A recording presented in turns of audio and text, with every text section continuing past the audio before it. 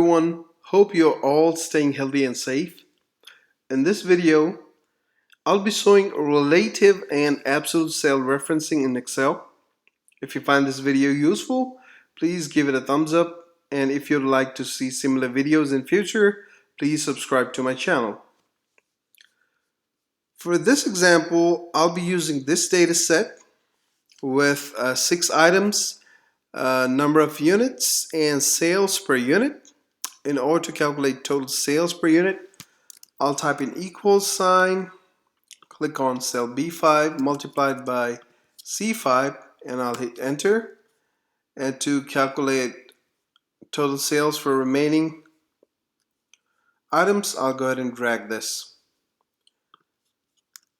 In order to calculate total sales for all items, I'll just go ahead and use AutoSum to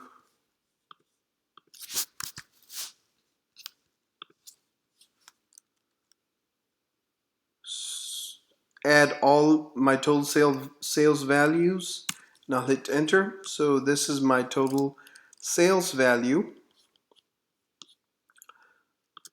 And in order to calculate sales, percent sales, what I'll do is I'll type in equals, click on cell D5 and divide by total sales, which is cell D11. I'll hit enter, and I'll go ahead and drag this all the way down to cell E10.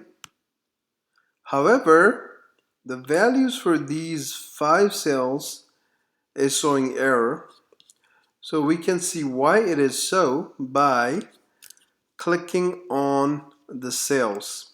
So the very first percentage, which is cell E5, has formula of D5 divided by D11, and if you click on cell E6, the formula changed to D6, which is divided by D12. So D6 divided by D12, D12 doesn't have any value. That's why we're having the error, and the case is similar for remaining items as well. In order to fix that, what we can do is change this relative referencing cell to absolute cell referencing by putting $ in front of column D and row 11,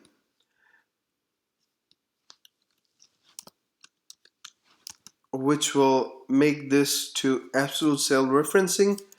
Hence, when we drag this formula, it will now calculate D6 divided by D11 instead of D12. And similar are the cases for all remaining items. Hope you like this video. If this video helps you, please give it a thumbs up, and again, please support my channel by subscribing to my channel. Have a good day. Bye bye.